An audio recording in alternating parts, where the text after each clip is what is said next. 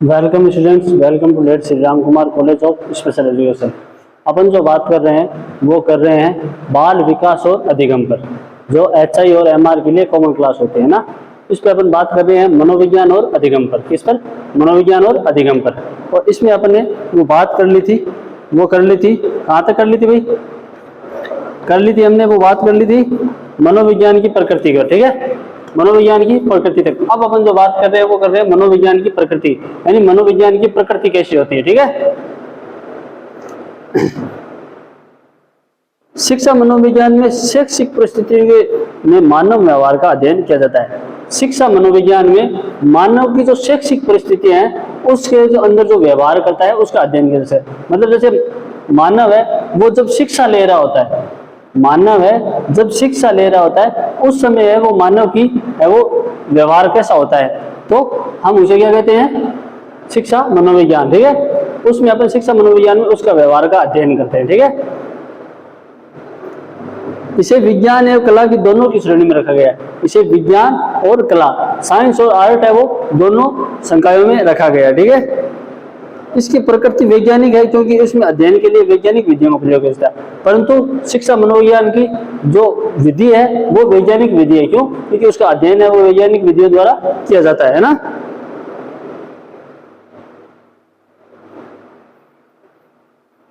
अगला है वो है मनोविज्ञान का संक्षिप्त परिचय। अब अपन जो बात कर रहे हैं वो कर रहे हैं मनोविज्ञान का संक्षिप्त परिचय।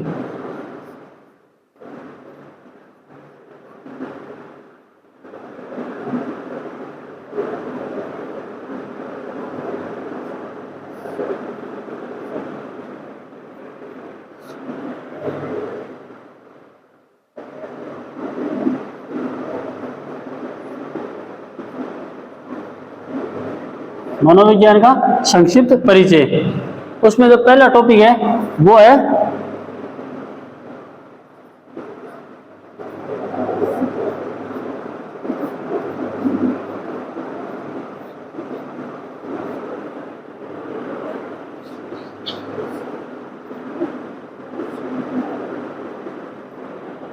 वो है शिक्षा मनोविज्ञान एक विज्ञान है। ठीक है, भौतिक विज्ञान, रसायन विज्ञान, जंतु विज्ञान, अन्य विज्ञान विषयों का सामान्य शिक्षा मनोविज्ञान की विद्या भी वस्तुनिष्ठ है, जिससे आंकड़े इकट्ठा किया जा सकता है, जिसका उद्देश्य शैक्षिक वातावरण में मानव व्यवहार को समझना, उसकी भविष्यवाणी करना और उसको नियंत्रित करना है। मतलब जैसे हमारे पास है वो भौतिक विज्ञान है, रसायन विज्ञान है, ठीक है, जंतु विज्ञान है, बायोलॉजी है, केमिस्ट्री है या फिर फिजिक्स है, ये सभी विज्ञान है। परंतु इन्हीं के साथ है हमें एक शिक्षा मनोविज्ञान है वो भी विज्ञान है। क्यों? क्योंकि उनकी तरह इसमें भी है वो आंकड़ों का अध्ययन किया जा सकता है ना, इसमें भी आंकड़ों का अध्ययन किया जा सकता है। इसकी प्रकृति है वो भी वैज्ञानिक है, इसकी प्रकृति है वो भी, शिक्षा मनोविज्ञान की प्रकृति है वो वैज्ञानिक है, प्रकृति वैज्ञानिक है। ठीक है, आगे क्या है? इसका उद्देश्य शैक्षिक वातावरण में, और इसका शिक्षा मनोविज्ञान का उद्देश्य क्या होता है?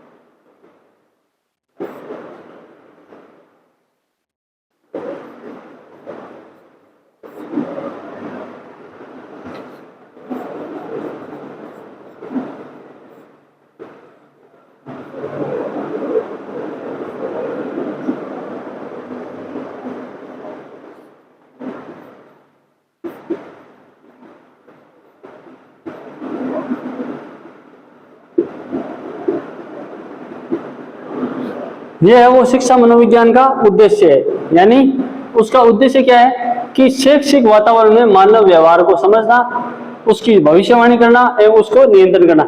शैक्षिक वातावरण में पूरा मानव जीवन नहीं, शैक्षिक वातावरण उसको क्या कहते हैं, शिक्षा। अपन बात कर रहे हैं शिक्षा मनोविज्ञान की, किसकी भाई, शिक्षा मनोविज्ञान की। और शिक्षा मनोविज्ञान में क्या होता है कि मानव का शैक्षिक वातावरण, यानी बच्चा जब तक स्कूल में रहता है, शिक्षा ग्रहण करता है, उस तक का वातावरण है, उसका जो अध्ययन है वो कौन करता है,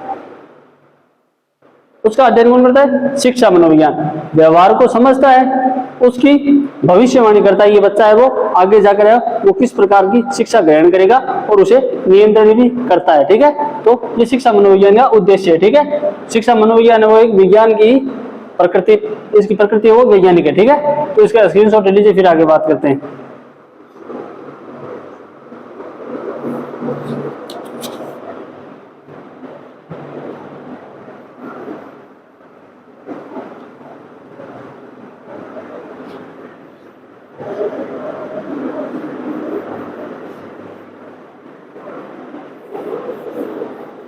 अब अपन ने बात की कि शिक्षा मनोविज्ञान विज्ञान है। अब अगला है वो है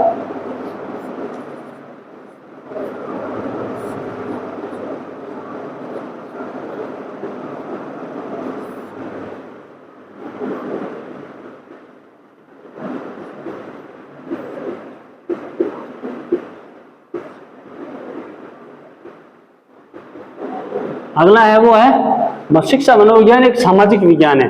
क्या है भाई, सामाजिक विज्ञान। समाजशास्त्री, मानव शास्त्री, अर्थशास्त्री, राजनीति शास्त्री के समान ही शिक्षा मनोविज्ञान में मानव और उसके सामाजिकता का अध्ययन कर सकता है। जैसे मतलब हमारा जो समाजशास्त्र है उसमें समाज की व्याख्या की जाती है, हमारा जो मानव शास्त्र है उसमें भी है वो मानव समाज की बात की जाती है, अर्थशास्त्र में मानव समाज की बात की जाती है और राजनीति में भी मानव समाज की बात की जाती है। इन सभी में मानव समाज की बात की जाती है। उसी प्रकार है वो शिक्षा मनोविज्ञान में मानव समाज की बात की जाती है।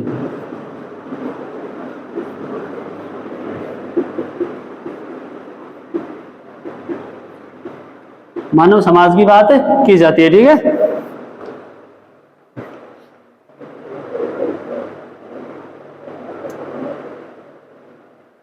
विद्यालय भी समाज का एक छोटा रूप होता है जहां पर शिक्षा की सभी गतिविधियां संचालित होती है। अब हमारा जो विद्यालय है वो भी एक समाज का एक रूप है भाई, हमारा जो विद्यालय है वो एक समाज का रूप ही है और उसी में शिक्षा संबंधी सामाजिक गतिविधियां चलती रहती है। ठीक है, चूंकि शिक्षा मनोविज्ञान व्यक्तियों के व्यवहार का अध्ययन करता है तथा शैक्षिक वातावरण में रहता है, इसीलिए एक सामाजिक विज्ञान। अब मनोविज्ञान, शिक्षा मनोविज्ञान है वो बच्चे के कब अध्ययन करता है, जब बच्चा शैक्षिक वातावरण में होता है। बच्चा जब शैक्षिक वातावरण में होता है, और शैक्षिक वातावरण में बच्चा कहाँ होता है, स्कूल में होता है। और स्कूल किसका हिस्सा है, समाज का। तो सीधे सीधे तौर पर शिक्षा मनोविज्ञान है वो समाज का हिस्सा हो गई।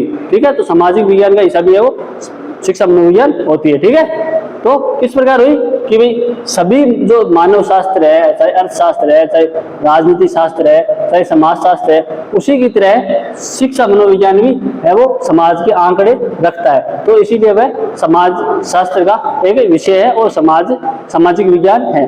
ठीक है, अब बच्चा है, बच्चे के शैक्षिक वातावरण का अध्ययन कौन करता है, शिक्षा मनोविज्ञान।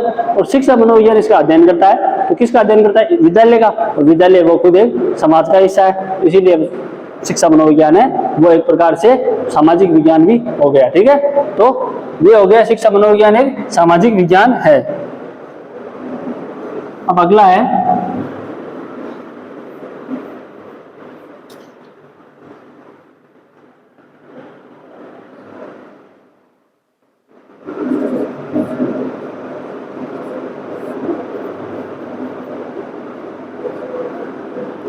शिक्षा मनोविज्ञान एक धनात्मक विज्ञान है। क्या है भाई, धनात्मक विज्ञान।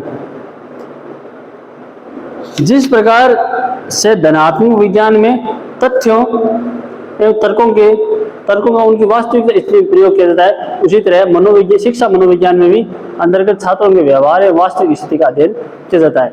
मतलब जिस प्रकार धनात्मक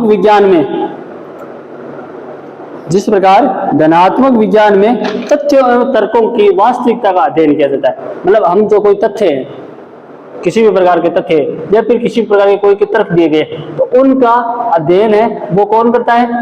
धनात्मक विज्ञान। कौन करता है? धनात्मक विज्ञान। उसी धनात्मक विज्ञान के प्रकार ही बच्चे का, जब बच्चा है वो विद्यालय में जाता है, तब उसके अंतर्गत है वो उसके व्यवहार एवं उसकी वास्तविक स्थिति का अध्ययन भी कौन करता है? शिक्षा मनोविज्ञान। उसकी वास्तविकता, उसके तथ्य का, उसका अध्ययन कौन करता है? शिक्षा मनोविज्ञान। और इसी तरह शिक्षा मनोविज्ञान भी एक धनात्मक विज्ञान है। ठीक है, क्यों? क्योंकि धनात्मक विज्ञान में तथ्य एवं तर्कों का अध्ययन किया जाता है और शिक्षा मनोविज्ञान में बच्चे के वास्तविक जीवन के वास्तविकता का अध्ययन, उनके वास्तविक तथ्यों का अध्ययन किया जाता है। तो इसी प्रकार है वो शिक्षा मनोविज्ञान भी एक धनात्मक विज्ञान होती है। ठीक है, अब अगला है वो है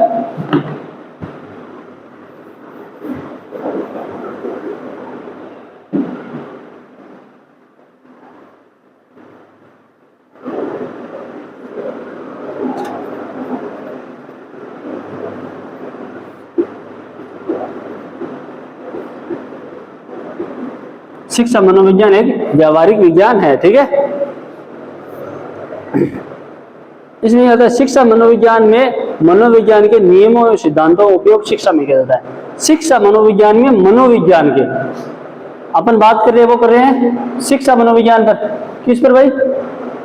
शिक्षा मनोविज्ञान पर। और शिक्षा मनोविज्ञान में मनोविज्ञान के जो कुछ तथ्य होते हैं वो शामिल होते हैं। ठीक है, उसके सिद्धांत है, उनको नियमों में शिक्षा में प्रयोग किया जाता है। इसमें विकासात्मक मनोविज्ञान, नैदानिक मनोविज्ञान, सामान्य एवं असामान्य मनोविज्ञान एवं समाज मनोविज्ञान से तथ्य लिए जाते हैं। इसे शिक्षा मनोविज्ञान एक व्यवहार का विज्ञान है। मतलब जैसे मनोविज्ञान है उसको व्यवहार का विज्ञान कहा जाता है, मनोविज्ञान को व्यवहार का विज्ञान कहा जाता है।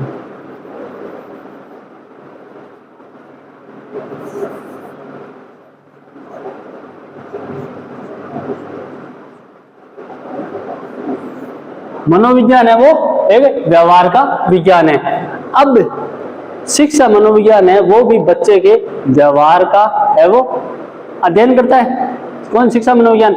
अब बच्चे की जो नैदानिक मनोविज्ञान है, वो सभी जो मनोविज्ञान है उनका अध्ययन कौन करता है? शिक्षा मनोविज्ञान। इसी प्रकार शिक्षा मनोविज्ञान है वो भी एक व्यवहारिक विज्ञान है। ठीक है, शिक्षा मनोविज्ञान भी एक व्यवहारिक विज्ञान है।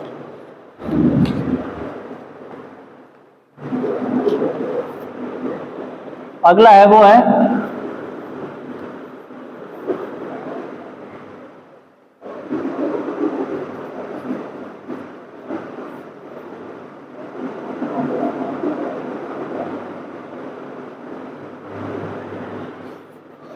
शिक्षा मनोविज्ञान एक विकासशील विज्ञान है। इसमें क्या होता है कि इसमें नित्य नए शोध होते हैं जिससे प्राप्त तथ्यों का प्रयोग छात्रों की प्रकृति एवं व्यवहार को समझने के लिए किया जाता है। इसमें क्या होता है कि रोजाना है वो इसमें है वो रिसर्च होती है, तथ्यों की खोज होती है और उन तथ्यों की खोज होने के बाद है वो छात्रों के प्रकृति और व्यवहार को समझने के लिए उन तथ्यों का प्रयोग किया जाता है। भाई छात्र की प्रकृति कैसी है, छात्र अच्छा है, बुरा है, पढ़ाई में कैसा है, खेलने में कैसा है, उन सभी के को जानने के लिए मनोविज्ञान के जो तथ्य है उनका प्रयोग किया जाता है।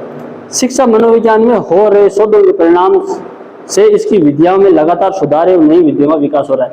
और शिक्षा मनोविज्ञान में नए नए जो परीक्षण हो रहे हैं, नए नए आविष्कार हो रहे हैं, नई नई रिसर्च हो रही है, उससे वो शिक्षा मनोविज्ञान में नए तथ्य और नए वो बच्चों को सिखाने की जो नई विधियां है वो आ रही है और विधियों में सुधार भी हो रहा है। ठीक है, जिससे छात्र का सर्वोत्तम विकास में सहायता मिलती है। अतः हम कह सकते हैं कि शिक्षा मनोविज्ञान भी एक विकासशील विज्ञान। वो नई नई विधियां आएगी, नए नए विधियों में सुधार होगा, तब बच्चे को है वो सर्वोत्तम विकास होगा बच्चे का। ठीक है, तो बच्चे का सर्वोत्तम विकास होगा तो शिक्षा विज्ञान अपने आप में एक विकासशील विज्ञान हो जाती है। ठीक है, तो ये हो गया शिक्षा मनोविज्ञान एक विकासशील विज्ञान है। ठीक है, अब अपना जो अगला टॉपिक है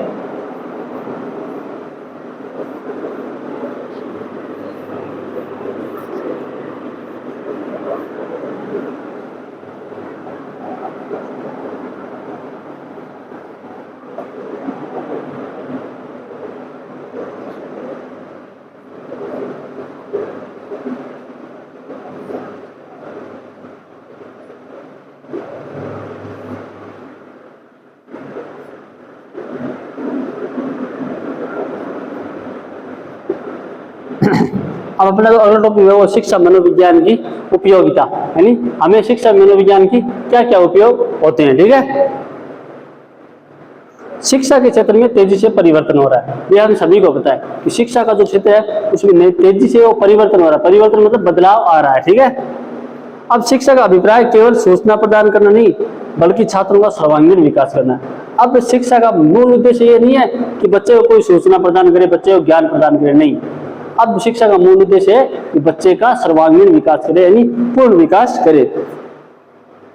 यह तभी संभव है जब शिक्षक छात्रों को पूर्ण रूप से समझे, और यह तभी संभव होता है जब शिक्षक है वो बालकों की मन स्थिति को पूर्ण रूप से समझे कि बच्चा है वो किस प्रकार की शिक्षा प्राप्त करना चाह रहा है, बच्चा कितना पढ़ सकता है, कितना नहीं पढ़ सकता है, किस समय बच्चे को खेलना चाहिए, किस समय पढ़ना चाहिए। तो बच्चे की जो मन स्थिति है उसको शिक्षक को जानना बहुत जरूरी होता है। ठीक है,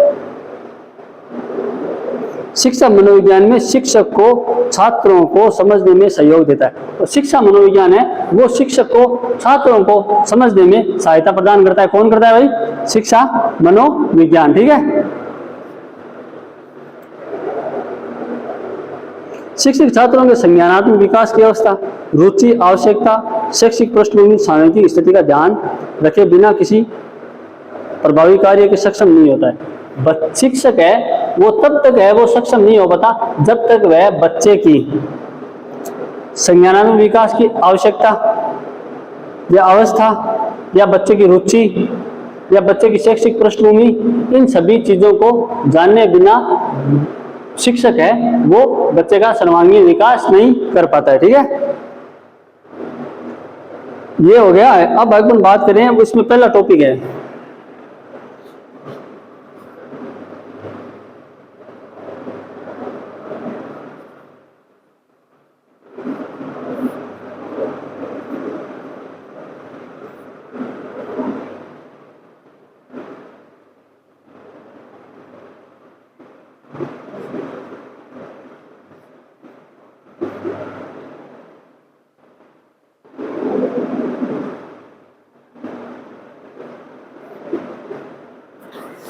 शिक्षण सामग्री का चयन एवं व्यवस्थापन।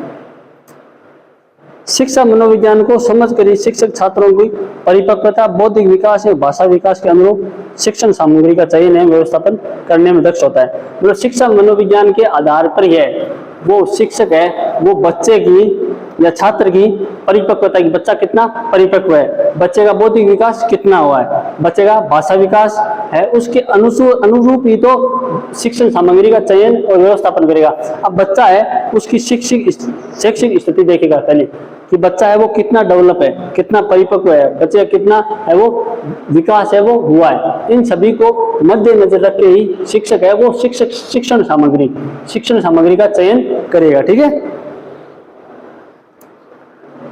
बिना उचित शिक्षण संसाधन के शिक्षण कार्य प्रभावशाली नहीं होता है, और बिना किसी शिक्षण सामग्री के शिक्षण कार्य वो कभी संभव नहीं है, कभी पूर्ण नहीं होता है। ठीक है, शिक्षा मनोविज्ञान का ज्ञान शिक्षकों को अधिगम शिक्षण सिद्धांत के अनुरूप सामग्री का चयन करने में सहयोग करती है। अब बच्चे के साथ शिक्षक को जब अधिगम करना होता है तो उसके लिए उसे शिक्षण सामग्री चाहिए होती है, और शिक्षण सामग्री का चयन करने में सबसे अधिक सहायता कौन करता है? हमारा शिक्षा मनोविज्ञान। कौन करता है भाई? शिक्षा मनोविज्ञान। ठीक है,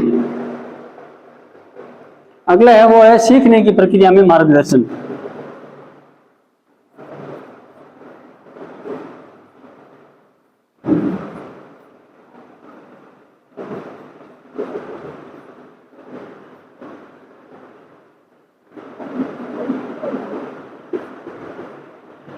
सीखने की प्रक्रिया का मार्गदर्शन। प्रत्येक छात्र को सीखने का ढंग अलग अलग होता है, मतलब प्रत्येक छात्र है उसकी सीखने की क्षमता है वो अलग अलग होती है, ये हम सभी को पता है। क्योंकि कोई बच्चा है वो अत्यधिक तेज सीखता है, कोई मीडियम सीखता है, कोई धीरे सीखता है, तो सभी बालक है उनकी सीखने की क्षमता है वो अलग अलग होती है।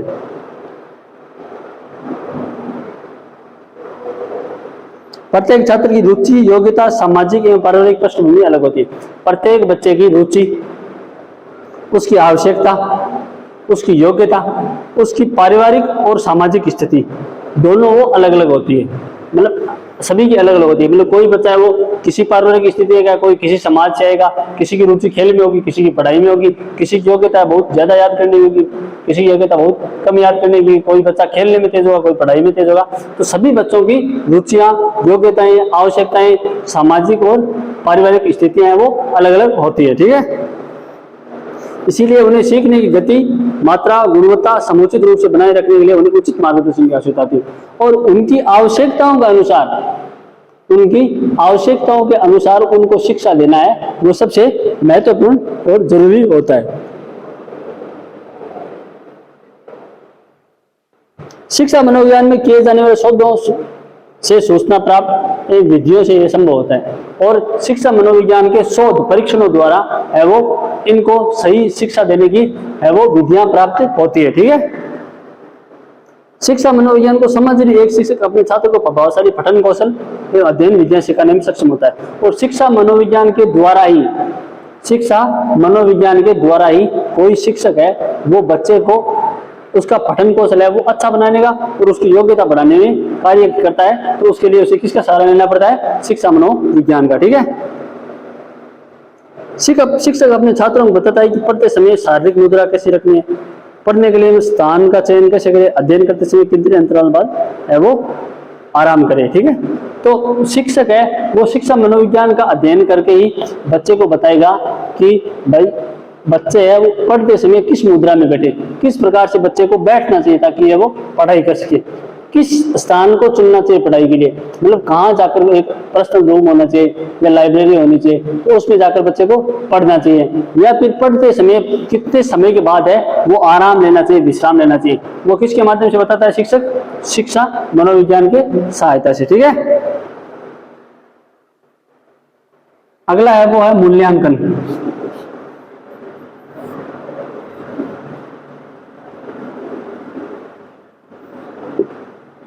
अगला है वो है मूल्यांकन। शिक्षक शिक्षण के द्वारा जो सीखता है, शिक्षक शिक्षण के द्वारा जो सीखता है उसे छात्र कितना सीखने में सफल है और उससे छात्रों से व्यवहार में कितना परिवर्तन हुआ, इन सभी की जानकारी मूल्यांकन द्वारा मिलती है। मतलब शिक्षक है वो बच्चों को ज्ञान देता है, शिक्षक वो बच्चों को ज्ञान देता है, उसे योग्यताओं में परिपूर्ण करता है। अब उन बच्चों ने कितना सीखा, कितना नहीं सीखा, किस क्षेत्र में सीखा, क्यों सीखा, उन सभी को जानने की प्रक्रिया है वो क्या कहलाती है? मूल्यांकन। तो शिक्षक का कार्य क्या होता है? बच्चे को पढ़ाना, उसे याद करवाना, उसे गृह कार्य देना, उनकी पढ़ने की स्थिति को सही करना, उसे बताना है किस तरह पढ़ना चाहिए। ठीक है, शिक्षण विधियां बताना। अब ये शिक्षक बता देता है, अब फिर वो कार्य बच्चे को करना पड़ता है। फिर शिक्षक मूल्यांकन द्वारा ये पता करता है कि बच्चे ने कितना सीखा, कितना उसे ज्ञान है, कितना याद है, कितना वापस भूल गया, उसकी योग्यता क्या है। इन सभी चीजों को जानने के लिए शिक्षक है वो बच्चे का मूल्यांकन करता है। शिक्षा मनोविज्ञान में शिक्षक को मूल्यांकन की विधियां, प्रकार, स्तर आदि की जानकारी प्राप्त होती है। अब शिक्षा मनोविज्ञान द्वारा ही शिक्षक को मूल्यांकन करने की प्रकार भी कितना है वो मूल्यांकन किस प्रकार होता है, मूल्यांकन की विधियां कौन सी होती है, मूल्यांकन के स्तर कौन से होते हैं, इन सभी का पता किसके द्वारा चलता है? शिक्षा मनोविज्ञान के द्वारा। ठीक है, कौन सी मूल्यांकन विधि कब किस उद्देश्य के लिए करनी चाहिए की जानकारी शिक्षा मनोविज्ञान द्वारा ही प्राप्त होती है। मतलब किस मूल्यांकन की मूल्यांकन है, कौन सा मूल्यांकन किस विधि से होता है, ये भी जानकारी है वो हमें शिक्षक को है वो कौन देता है? शिक्षा मनोविज्ञान देता है। कौन देता है? शिक्षा मनोविज्ञान। शिक्षक मूल्यांकन द्वारा कार्य सतत एवं व्यापक रूप से करता है और शिक्षक है वो मूल्यांकन करके ही आगे की जो पढ़ाई है उसको सतत एवं लगातार कर पाता है। तो मूल्यांकन है वो करने की विधियां है वो हमें कौन बताता है? शिक्षा मनोविज्ञान।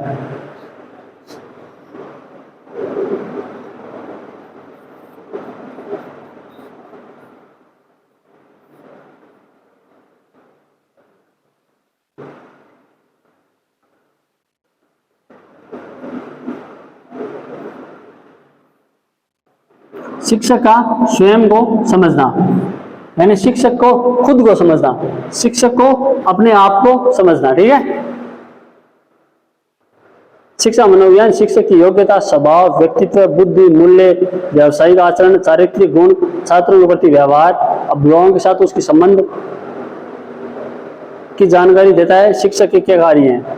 मतलब शिक्षा मनोविज्ञान है वो शिक्षक की योग्यता, मतलब शिक्षक कितना योग्य है, शिक्षक कितना योग्य है, शिक्षक का स्वभाव कैसा है, शिक्षक का व्यक्तित्व कैसा है, शिक्षक की बुद्धि कितनी तेज है, शिक्षक का व्यवसायिक आचरण कैसा है, शिक्षक के चारित्रिक गुण कैसा है, शिक्षक का चरित्र कैसा है, ठीक है, छात्रों के प्रति उसका व्यवहार कैसा है, अभिभावकों के साथ उसके संबंध कैसे हैं, शिक्षक के बच्चों के अभिभावकों के साथ संबंध कैसे हैं, ये जानकारी कौन देता है हमें, शिक्षा मनोविज्ञान, शिक्षा मनोविज्ञान देता है। शिक्षक के कार्य क्या है ये भी कौन बताता है हमें, शिक्षा मनोविज्ञान की जानकारी शिक्षा से मनोविज्ञान से मिलती है, और इन सभी की जानकारी हमें शिक्षा मनोविज्ञान से मिलती है। शिक्षक अपने ज्ञान एवं कौशल को समय व समाज के परिवर्तन में तालमेल में स्थापित करके चलना चाहिए, जो तभी संभव है जब अपने कार्य एवं उत्तरदायित्वों को भली भांति से समझे। शिक्षक है उसको अपने ज्ञान एवं कार्य द्वारा वो समाज को साथ लेकर चले, और ये तभी संभव है जब शिक्षक है उसको मनोविज्ञान की ज्ञान होगी और वो अपने कार्य एवं उत्तरदायित्वों को सही तरीके से समझ सकता है। ठीक है, शिक्षक को अपनी क्षमताओं एवं कमियों को, सीमाओं को भलीभांति परिचित होना चाहिए। शिक्षक है उसको अपनी कमियां हैं, शिक्षक के अंदर जो भी कमी है, अपनी जो क्षमताएं हैं या अपनी सीमाएं हैं, उन सभी का ध्यान रखना चाहिए। शिक्षक को यह भी पता चलना चाहिए कि मेरी क्षमता क्या है, मैं किस चीज में बहुत तेज हूँ, और शिक्षक को यह भी पता होना चाहिए कि मैं किस चीज में बहुत कम तेज हूँ या फिर कमजोर हूँ या मेरी कौन सी कमी है। ये भी है वो किसके द्वारा पता चल सकता है, शिक्षा मनोविज्ञान के द्वारा। ठीक है, तो ये कुछ 4 टॉपिक है, इनका स्क्रीनशॉट लीजिए, फिर आगे बात करते हैं।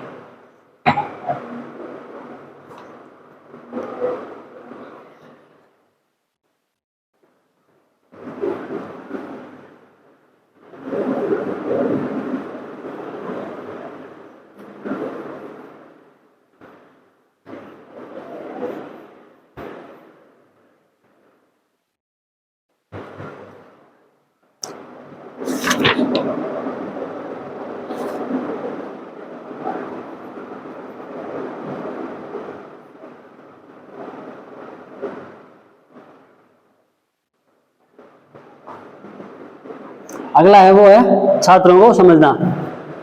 सीखने के लिए छात्रों की आवश्यकता होती है।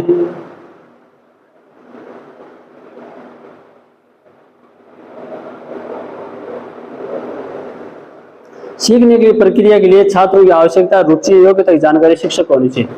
अब शिक्षक है वो आ गया, क्लास में आ गया, बच्चों को पढ़ा रहा है, तो जब वह बच्चों को पढ़ा रहा है, बच्चों को सिखा रहा है, तब उसे पता होना चाहिए कि बच्चे की क्या आवश्यकता है, बच्चे की रुचि क्या है, बच्चा क्या सीखना चाहता है, बच्चे का स्वभाव कैसा है। इन सभी चीजों को शिक्षक को जानना चाहिए। ठीक है, इन सभी चीजों को शिक्षक को जानना चाहिए। साथ ही शिक्षक को समस्यात्मक व्यवहार को समझाने तथा उसके कारणों को जानने तथा उसे दूर करने की जानकारी भी शिक्षक को शिक्षा मनोविज्ञान द्वारा पूछती है। अब शिक्षक को समस्या उपचार द्वारा ही शिक्षण कराना चाहिए। मतलब बच्चे को कोई समस्या है, उसका उपचार करो, फिर आगे शिक्षक है वो आगे शिक्षण कार्य शुरू करो। फिर बच्चे को कोई तकलीफ आ गई, कोई समस्या आ गई, उसका निवारण करो, फिर आगे पढ़ाओ। ये सभी कार्य चलेंगे तो बच्चा है वो आगे पढ़ सकता है। और ये सभी कार्य हमें कौन सिखाता है, शिक्षा मनोविज्ञान। कौन सिखाती है, शिक्षा मनोविज्ञान। ठीक है,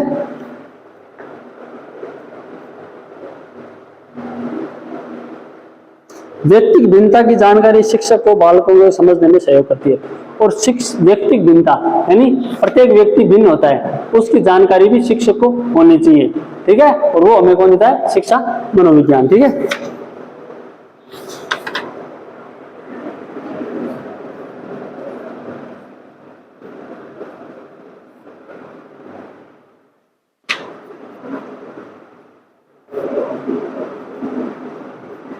शिक्षण पद्धति का ज्ञान। शिक्षा मनोविज्ञान सीखने के सिद्धांत व शिक्षण सिद्धांत की जानकारी देता है। शिक्षा मनोविज्ञान है वो हमें शिक्षण सिद्धांत और सीखने की जानकारी कौन देता है, शिक्षा मनोविज्ञान देता है ना। जिससे शिक्षक शिक्षण विधियों का निर्णय करता है तथा अलग अलग विषयों की अलग अलग शिक्षण विधियां है वो प्राप्त करता है। मतलब बच्चा है उसको सिखाने के लिए शिक्षक को अनेक प्रकार की शिक्षण विधियों का है वो सहारा लेना पड़ता है। ठीक है, और वो शिक्षण विधियां वो हमें किससे प्राप्त होती है, शिक्षा मनोविज्ञान से। हिंदी और इतिहास जिस विधि से पढ़ा जाता है, गणित और विज्ञान को उस विधि से सिखाया जाना उचित नहीं होता है। मतलब हम जो हिंदी, ठीक है, हिंदी और इतिहास है, हम जिस शिक्षण विधि से पढ़ सकते हैं उस शिक्षण विधि से हम गणित और साइंस नहीं पढ़ सकते। गणित और विज्ञान है, हम उस शिक्षण विधि से नहीं पढ़ सकते। तो हमें उन सभी को अलग अलग विषयों की अलग अलग शिक्षण विधियां होती है, तो उन शिक्षण विधियों को चयन करना हमें शिक्षक को आना चाहिए, ठीक है। साथ ही शिक्षण पद्धति का चुनाव करने के लिए छात्रों की उम्र, रुचि और उनकी बौद्धिक क्षमता का ध्यान रखना भी जरूरी है। अब शिक्षण विधि, रुचियां हैं, शिक्षण जो गतिविधियां हैं या शिक्षण पद्धति है, उसका ध्यान तो होना चाहिए। उसके साथ साथ शिक्षक को यह पता होना चाहिए कि बच्चों की आवश्यकता क्या है, बच्चों की रुचि क्या है, बच्चा कितना सीख सकता है, ठीक है। इसीलिए शिक्षक को शिक्षण पद्धति का ज्ञान होना आवश्यक है ताकि वो उचित शिक्षा प्रदान कर सके। और इसलिए शिक्षक को उचित शिक्षण पद्धति का ज्ञान होना चाहिए ताकि बच्चे को वो सही तरीके से शिक्षा दे सके, ठीक है। अगला होता है समस्याओं का निदान।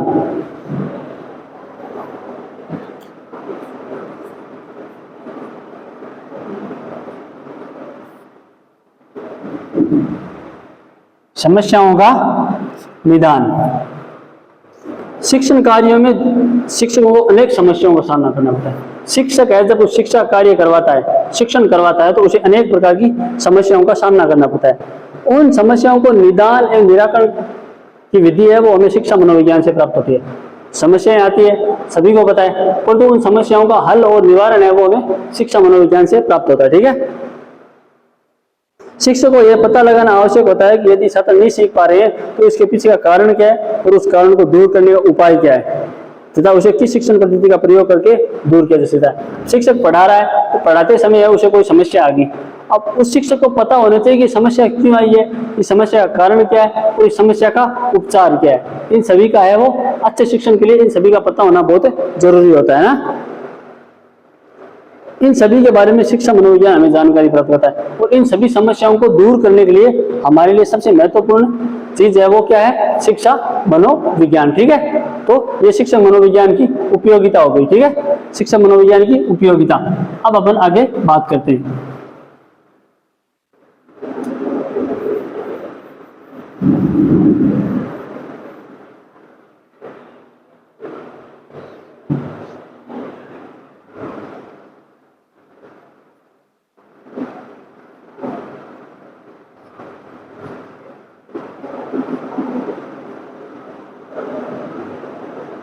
अगला है वो है शिक्षा मनोविज्ञान का महत्व। क्या है भाई, शिक्षा मनोविज्ञान का महत्व। इसके बारे में अपन बातचीत करेंगे, वो करेंगे कल। आज के लिए इतना ही, धन्यवाद।